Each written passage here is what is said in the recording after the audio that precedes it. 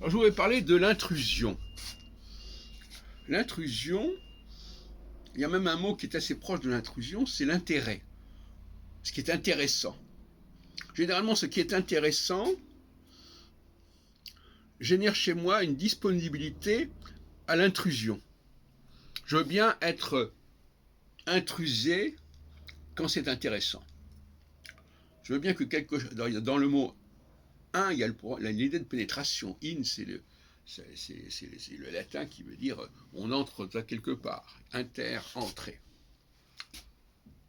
Donc, dès que nous consommons quelque chose, que ce soit une viande ou un produit médiatique, nous sommes dans un processus d'intrusion.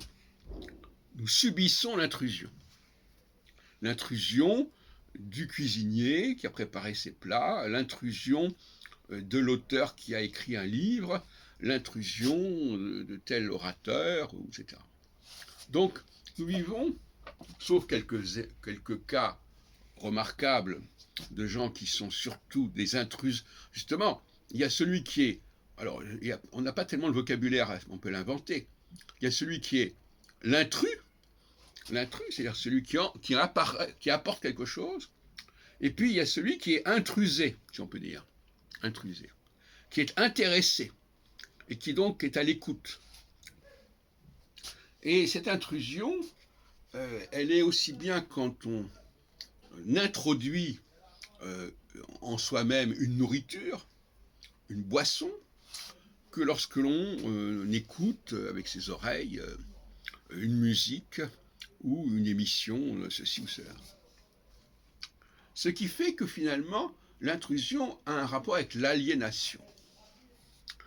Et je ne voudrais pas aller trop loin dans ce genre de réflexion, mais à quel moment peut-on se plaindre d'une intrusion? C'est la question qui peut se poser. À partir de quel moment va-t-on dire quelqu'un a fait intrusion en moi ou chez moi? Étant donné que, de toute façon, dans le rapport social, nous sommes constamment avec la problématique de l'intrusion.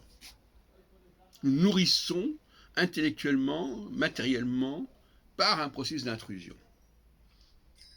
Et même quand on va au concert, on est dans un processus d'intrusion. On subit une intrusion. Alors, je sais que le mot n'existe pas, on est intrusé. On dit on est violé, mais on peut dire on est intrusé. On est intrusé, le consommateur est intrusé. Le consommateur, aussi bien culturel que quand il va faire acheter ses produits essentiels, il est intrusé. Il est intéressé, il est disponible. Alors l'on pose le problème du consentement. Alors, il est intrusé, est-ce qu'il a consenti à accepter tel et tel produit dans sa vie, dans son lieu, puisqu'on peut aussi mettre des objets, acheter des objets, les introduire chez soi, c'est une forme d'intrusion. Voilà, donc c'est une notion qui est beaucoup plus complexe qu'on ne le croit, et qui est à psychanalyser à la limite, parce qu'effectivement certaines personnes qui vivent accessoires, objectivement, qui vivent dans une situation où ils sont marqués par l'intrusion des autres, et à quel moment vont-ils protester contre cette intrusion? Voilà la question.